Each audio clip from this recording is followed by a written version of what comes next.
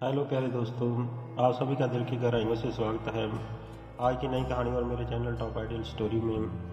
आज की कहानी भगवान की लीला के ऊपर आधारित है। एक बार की बात है कि एक गांव में एक बहुत ही गरीब आदमी रहता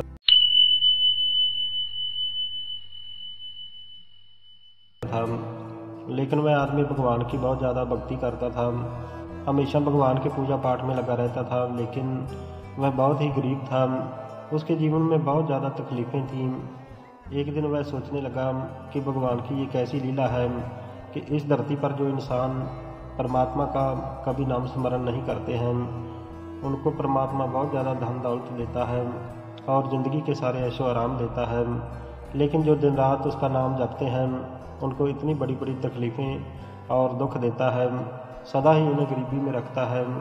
आखिरकार ऐसा क्यों है? भगवान ऐसा क्यों करते हैं? उस आदमी की बातें भगवान सुन रहा था। भगवान विष्णु जी ने एक महात्मा जी का रूप धारण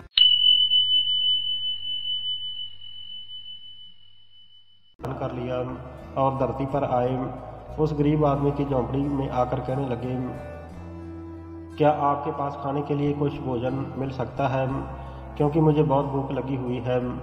तो वह आदमी कहने लगा कि नहीं महात्मा जी, मेरे पास तो खुद के खाने के लिए भोजन नहीं है। मैं तो खुद उस परमात्मा को पूछ रहा हूँ कि जो उसकी भक्ति करते हैं, तुम उन्हें दुख तकलीफ़ें और गरीबी देते हो। जो इंसान उस परमात्मा को कभी याद नहीं करते हैं, उन्हें वो बहुत ज़्यादा धन दौलत और जीवन के सभी ऐशो आराम देता है, लेकिन जो मेरे जैसे सदा ही परमात्मा का स्मरण करते हैं, उन्हें गरीबी के सिवा कुछ नहीं मिलता। आखिरकार परमात्मा का ऐसा विधान क्यों है? वह साधु कहने लगा कि चलो मेरे साथ, चलो मैं तुम्हें दिखाता हूँ कि ऐसा क्यों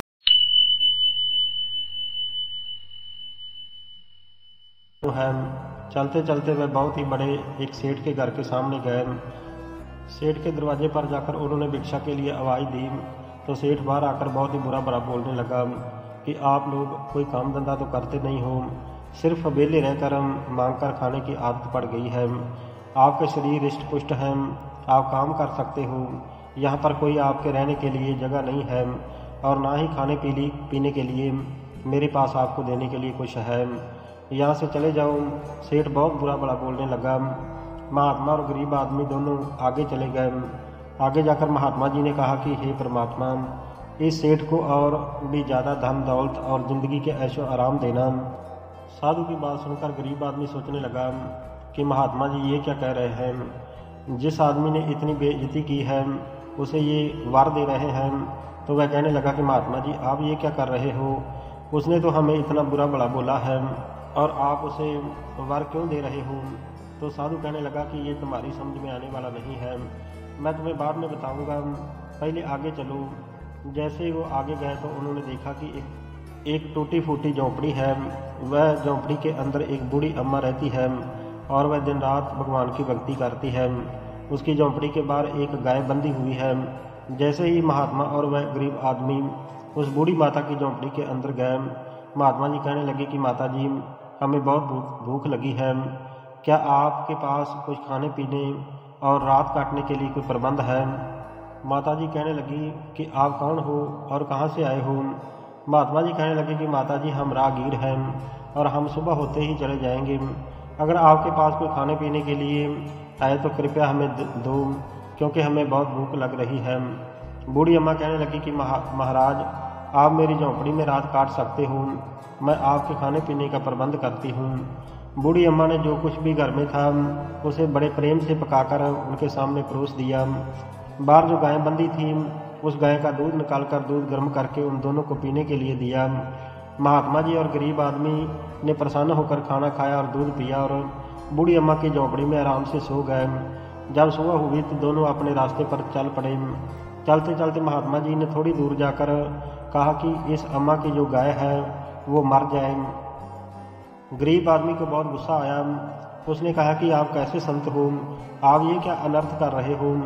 जिसने आपको इतना बुरा भला बोला है उसे आप वर दे रहे हो, और ये बूढ़ी अम्मा जिसने इतनी मेहनत करके हमें रोटी पानी और रात रहने का ठिकाना दिया है, आप कह रहे हो कि उसकी गाय मर जाए, उसे श्राप दे रहे हो। तो वो महात्मा जी अपने असली रूप में आ गए और भगवान विष्णु का रूप धारण कर लिया गरीब आदमी डर गया, भगवान के दर्शन करके धन्य हो गया। भगवान विष्णु जी कहने लगे कि हे नेक इंसान, ये तुम्हारे उन प्रश्नों के उत्तर हैं जो तुम अपने मन में सोचते हो कि परमात्मा मेरों को सुख क्यों देता है और भक्ति करने वाले को इतने दुख देता है। इसका ये उत्तर है कि मैंने उस सेठ को जो वर दिया है उसका मतलब ये है कि जब उसका अंतिम समय आएगा तो उसकी सुरती धन में ही लगी रहेगी और जिस तरह की उसकी सोच होगी उसी तरह का उसको अगला जन्म मिलेगा। धन के ऊपर हमेशा सांप बनकर बैठा रहेगा। इस बूढ़ी अम्मा की गाय को मरने के लिए इसलिए कहा है कि अगर ये गाय इसके पास रही तो अंतिम समय बूढ़ी अम्मा की सुरती भी गाय में ही जाएगी, तो इसका जन्म भी उसी तरह का ही होगा। इसलिए मैं चाहता हूँ कि अंतिम समय इसका ध्यान सिर्फ मेरी तरफ हो, क्योंकि ये दिन रात मेरी भक्ति करती है। संसार की किसी भी चीज़ में इसका ध्यान ना हो। अगर इसका ध्यान अंतिम समय में मेरी तरफ होगा तो ये हमेशा के लिए मेरे स्वर्ग धाम में मेरे पास रहेगी। इसलिए इसकी गाय को मैं मरने से पहले ही उससे अलग कर देना चाहता हूँ। मैं भक्ति करने वालों को दुख देता हूँ। मैं देखना चाहता हूँ कि इतने दुखों के बावजूद भी वो मेरा नाम स्मरण करते हैं या नहीं। लेकिन जो मेरी परख पर खरे उतरते हैं उन्हें मैं लोक और परलोक के सभी सुख देता हूँ। मैं कुछ भी उनसे छिपा कर नहीं रखता। भगवान विष्णु के दर्शन करके और उनके ये वचन सुनकर वो गरीब आदमी के कपाट खुल गए। उसने नतमस्तक होकर भगवान से कहा कि हे भगवान, आपकी लीला आप ही जानो, हम तो पापी जीव हैं। मैं जान चुका हूँ कि आप भक्ति करने वालों को दुख क्यों देते हो। भगवान विष्णु इस पर बहुत ही प्रसन्न हुए। उन्होंने कई बार उस गरीब आदमी को दिए, उसका जीवन धन्य हो गया। इसलिए प्यारे दोस्तों, इस कहानी से हमें सीख मिलती है कि हम जब जीवन में तकलीफ में होते हैं तो उससे घबराना नहीं चाहिए, क्योंकि क्या पता कि परमात्मा हमारी कौन सी परख ले रहा है। हो सकता है कि वह हमें दुनिया की कीमती से कीमती चीज़ देना चाहता हो, जिससे कि ये पहले हमारी परख लेता है। तो इसलिए जीवन में कभी भी कोई मुसीबत या तकलीफ़ आए तो कभी घबराना नहीं चाहिए। हमेशा परमात्मा को याद करते रहना चाहिए। कभी भी परमात्मा का स्मरण छोड़ना नहीं चाहिए। ये कहानी आपको कैसी लगी कमेंट बॉक्स में प्यारा सा कमेंट करके ज़रूर बताना। अगर ये कहानी आपको पसंद आई हो तो मेरे चैनल टॉप आइडियल स्टोरी को लाइक, शेयर और सब्सक्राइब जरूर कर देना। आप सभी का बहुत बहुत धन्यवाद। हमेशा अच्छा करो, अच्छा सोचो और खुश रहो। वंदे मातरम। जय भारत।